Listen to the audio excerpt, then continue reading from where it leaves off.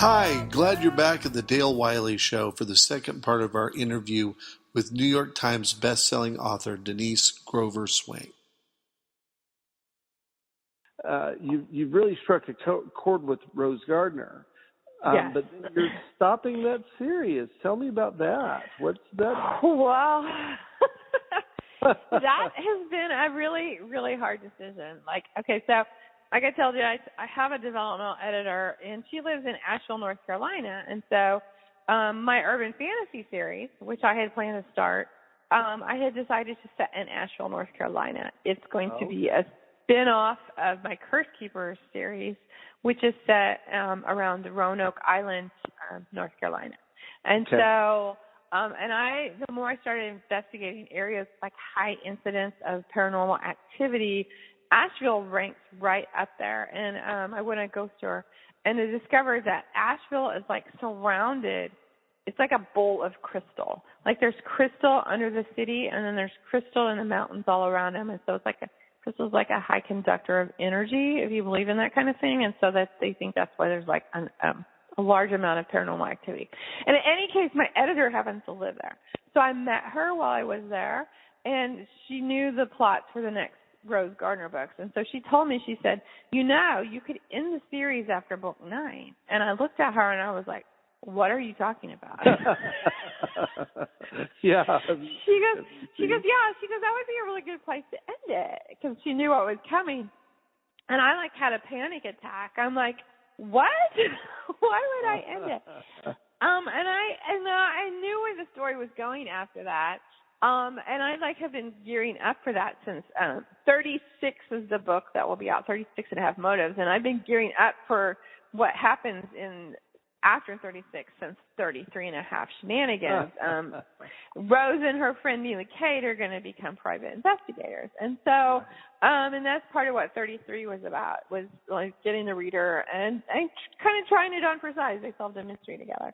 But I hadn't planned, at that point I still hadn't planned to start a new series, but I keep getting reader emails and reader reviews and comments on my website. There are some readers that are just really pissed off that I won't end the series. And I'm like, really? Oh, yeah. And so, and there's some ongoing threads that have been going on, which are going to all be completely wrapped up at the end of 36, which is why my editor said, this is a good place to do it. And so I decided that I would do that. I would, call it an end, and then readers could be happy that there's an end, and then they could follow to the next series if they want, because all the same characters are going to be there. It's just a new title for a series. And then the more I got to thinking about it, I thought, it starts to get unwieldy as, from the when I put on my publisher hat, it's hard. It starts to get more difficult to market book 8 and book 9 of a series that should be read in order. You can read them out of order, but you lose, because each book is a self-contained mystery that Rose's life flows through.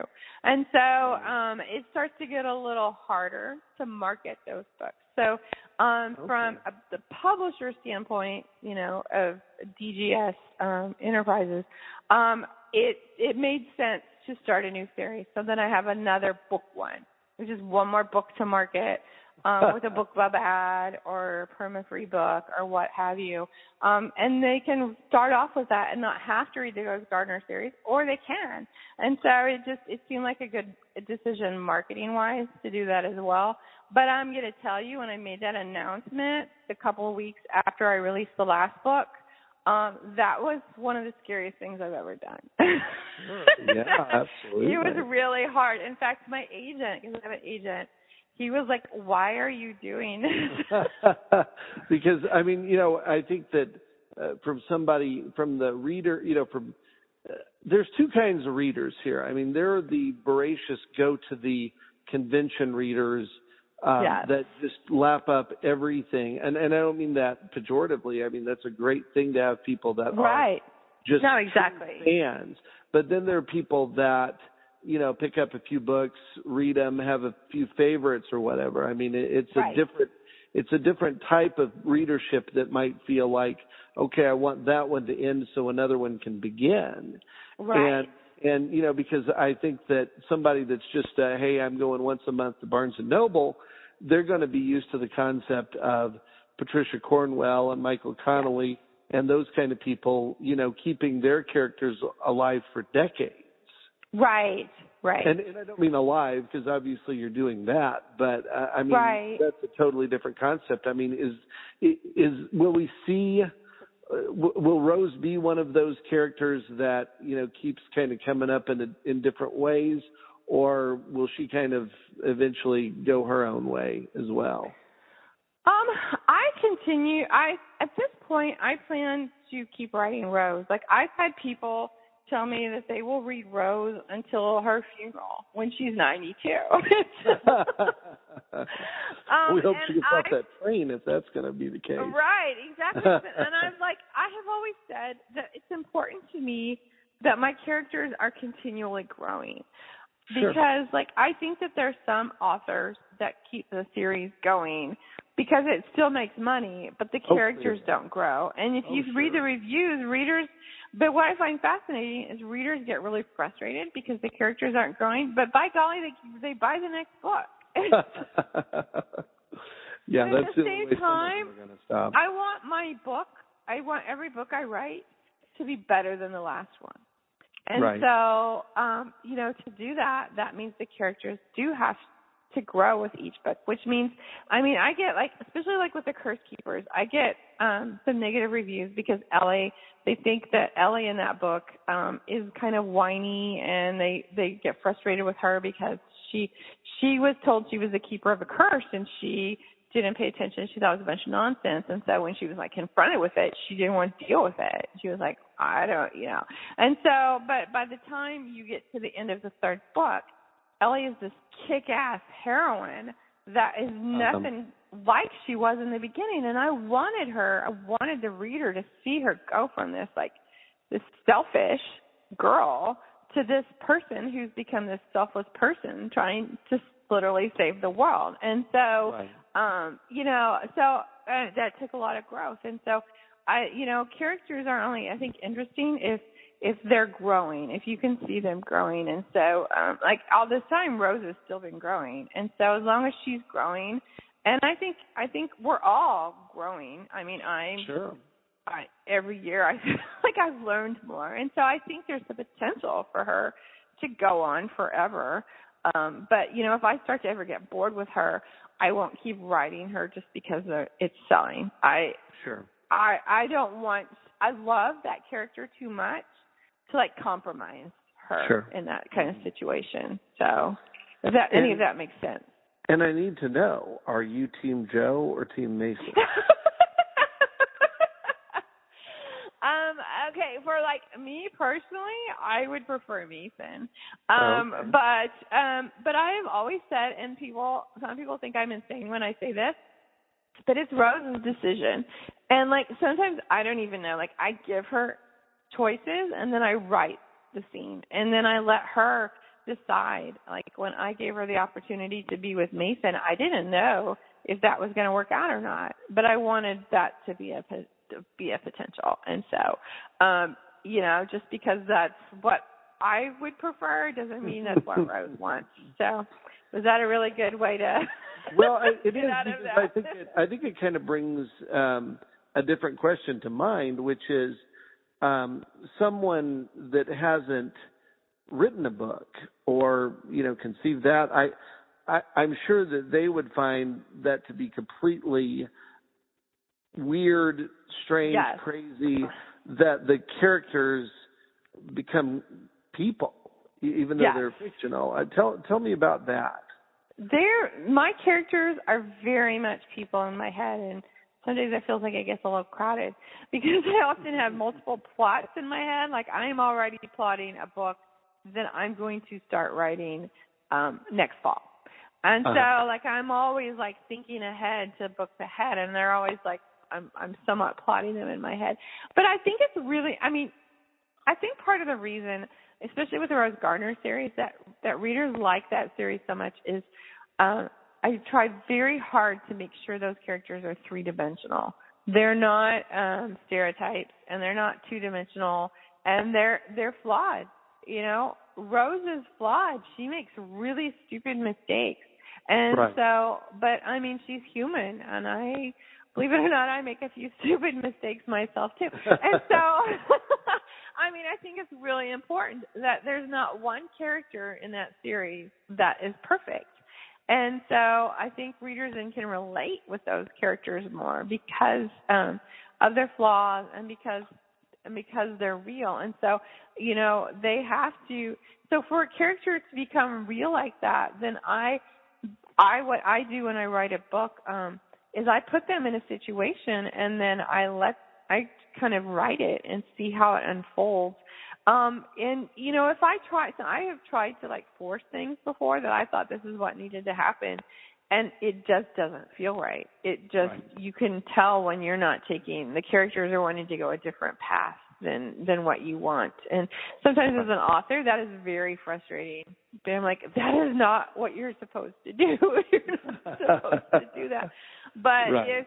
It's important to be true to them, and I think it's made a difference. I think that readers can sense that and love the characters more because of it. Is there anything now, having published, over 20 books, is there anything that you wish you could go back and write differently, or a different ending, or a different change? Is there something that just sticks with you? No. No, really? Actually, it's really, no. I mean, obviously, I wish that, Chosen was, the first book I wrote after my NaNoWriMo book. Sometimes I think about going back and fixing the writing some, because I've grown quite a bit as an author. But I don't want to take the time, and people don't complain about the writing. So, I mean, so I don't think that's really an issue. And I mean, I think if there was one thing I could change, that would be it. But the story seems pretty compelling. It's a paranormal thriller is pretty much what it is. And so once people read it, they usually hooked, and they read it to the end. They have a hard time putting it down. So I consider that a success. I don't know that there's anything that I would do differently. I might have tried to release Rose books sooner than a year apart, but I'm also kind of a believer in fate, and it was Rose's time when it happened. I feel like that when it all started clicking and selling, that was when it was supposed to happen. And so, yeah. So no, I guess no. I like everything the way it happened. Okay. Well, I've got a different couple of questions for you. Tell me, who are the authors that really made a difference in your life? Who do you really like to? And I'm going to divide this into two parts, but kind of the people so hard. Before you started writing. Well, good. I know, you're so mean. I sound like my children now. You know what? When I was a little girl, I was addicted to the Little House on the Prairie books. Yeah. Stupid. And I read those books over and over and over and over and became obsessed with them and make believe them. And so I think that was the first time I always read, and I think that was one of the first times I really thought about the fact that I could create my own stories like that. And so I think that made a huge difference in my thought process of going from a reader to an author. As for, I guess you're looking for, has there been an influence for me? Well, you can define that like you want to. Was it somebody you just devoured their books? Was it someone that you found some style in? I mean, you can tell me how you want to interpret that. No, I'm a very eclectic reader, and so there's just so much. Stephen King was a huge influence on me, I think, and I think that's part of what influenced a little bit of my Chosen series when I started writing it, because I used to really read everything I could of his, and I was very much into paranormal, and I read Twilight and, a bunch of other paranormal books. But like I said, I'm also very eclectic. Like I read Patricia Cornwell right. and, a bunch of romances. And so I think just a lot of it together. And so I think that, collectiveness of my reading also played into me as an author because I have a lot of genres. Most authors have a genre or two, and I have, urban fantasy, and I have a mystery romance, and I have a contemporary romance, and then I have a new adult contemporary romance, and then I have a YA sci-fi, and now in June, I'm going to have a YA romance, contemporary romance. And so it's like, in a way, that was kind of dumb on my part because I'm like reaching multiple readers, like audiences, and they don't mix. They often do not.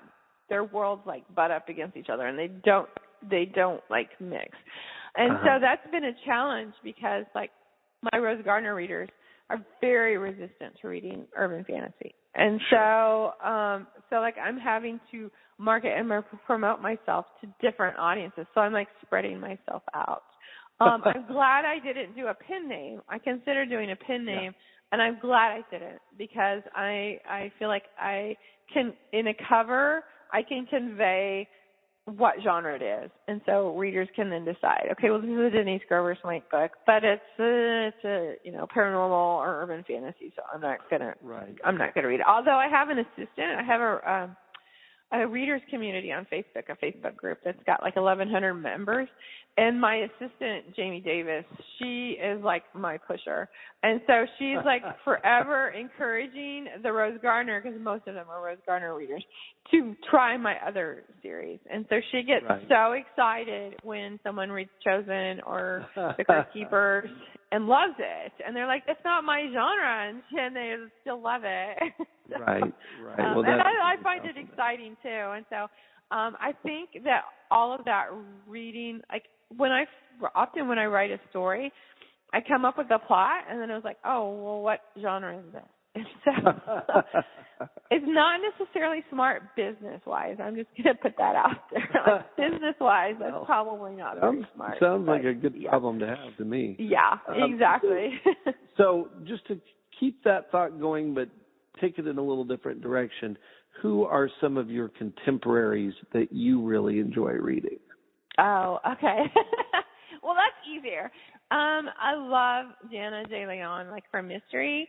Her books, her Misfortune series, I absolutely love it. When she has a new release, I am like reading it the day of release. Also, Lila Payne, she has her Low Country Ghost series, same thing. I think part of it is that it's similar to my Rose Gardner series, and so it's got some humor, and they're both set in the South, and so you've got those Southernisms and stuff. So that's another one. But for like urban fantasy, Shannon Mayer, I absolutely love her two series, her Riley Adamson series, and now her Elemental series. I'm like, when release day comes, I'm buying it. And then another one for urban fantasy is Melissa Olson. She's a 47 North author. I really like her series that she has, and so those are some that I'm reading. And then recently, like for contemporary romance, I just recently discovered Jill Chavez. So I'm like pouring through her back list. Reading that, So how much do you read? And like I said, I'm very eclectic. And I read YA. I mean, if you look at my Goodreads, it's a hot mess. I read a little bit of, and I usually go on binges. Like I read a whole bunch of mystery, and then I'll switch to urban fantasy, and then I'll read some YA and stuff. So. And so, I mean, how much do you read in the midst of all the writing that you do? I really think it's important to read, and so every year I do the Goodreads challenge, and I challenge myself to read 52 books a year, which is not necessarily that much, but it's about a book a week, and I count novellas in there too.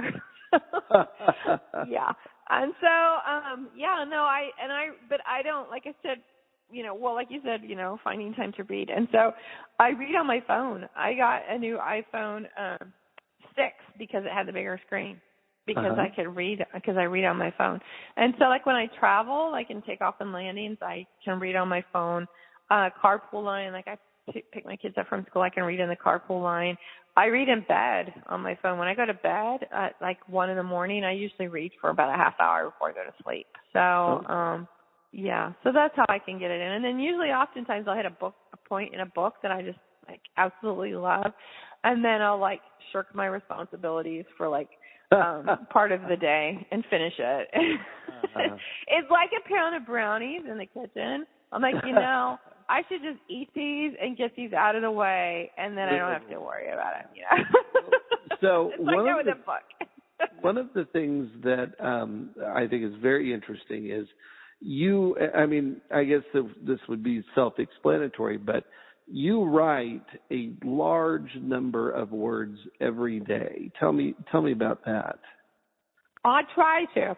I try to write at least 3,000 words a day, but towards the end of a book, like, the words I can't keep up. And so, like, it's not uncommon for me to write anywhere from 5,000 to 8,000 words a day as I'm reaching the end of a book.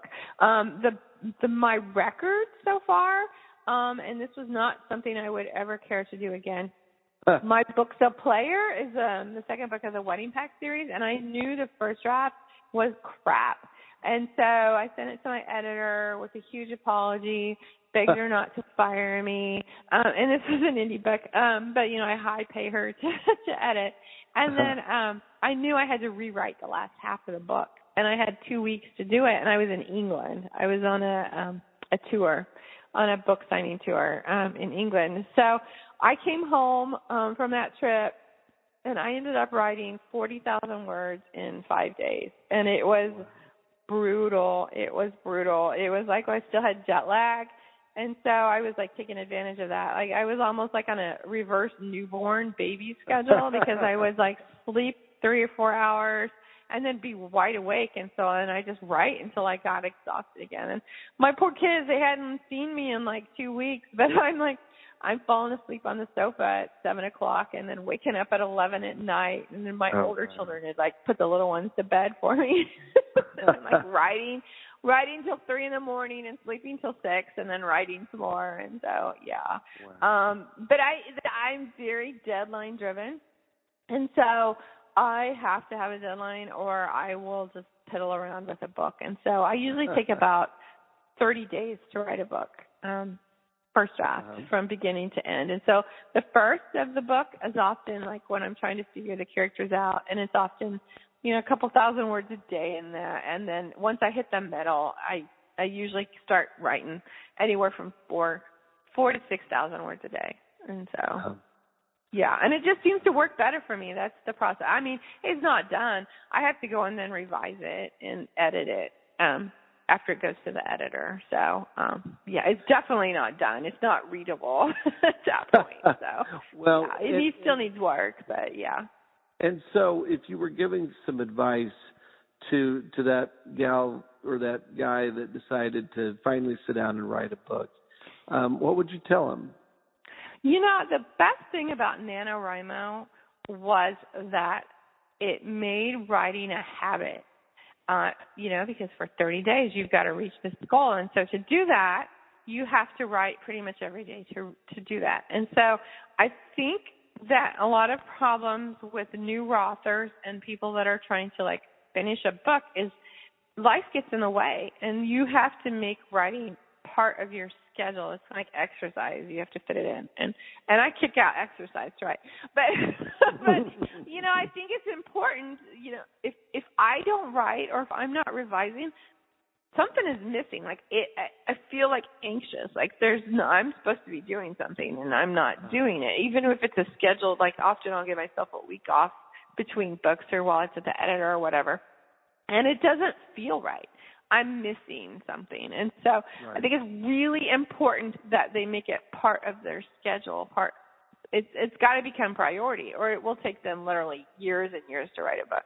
And the problem for that, with that for me, would be I would completely forget what I wrote in the beginning. Like, I've tried to write a book in 8 weeks, and, halfway through, I'm like, I don't even remember what I wrote in the beginning. I have to, like, keep rereading it to refresh myself. I think that's part of sprint of writing for me is it's all still really fresh and it's all very organic. Afternoon is just like coming out at the same time. So I think it's just really important to make it part of their life.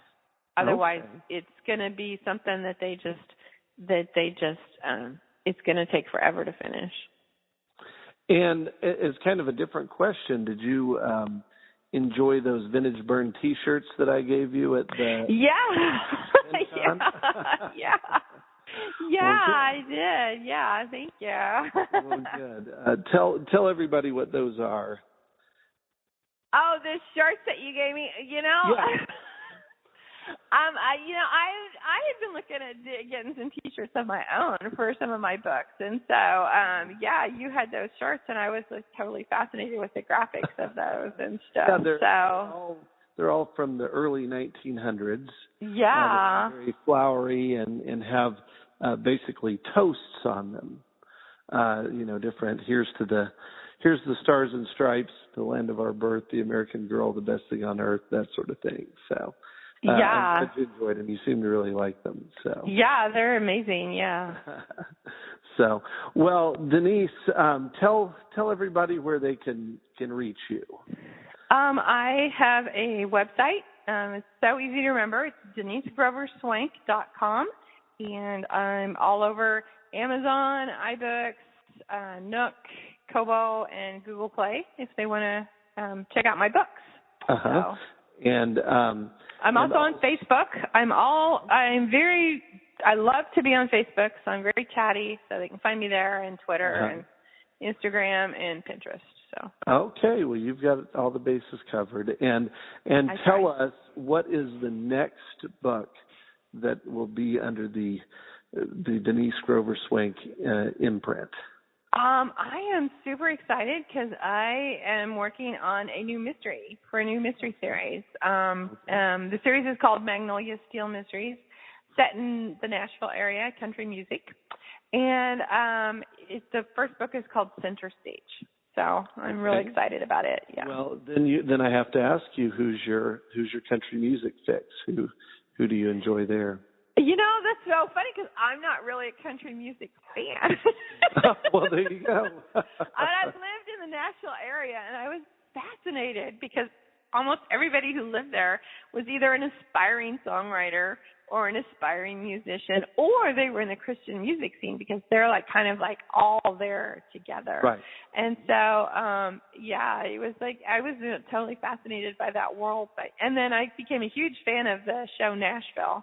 And so I kind of use that as some inspiration too. So, and then I lived in Franklin, Tennessee for 3 years, where the book is set.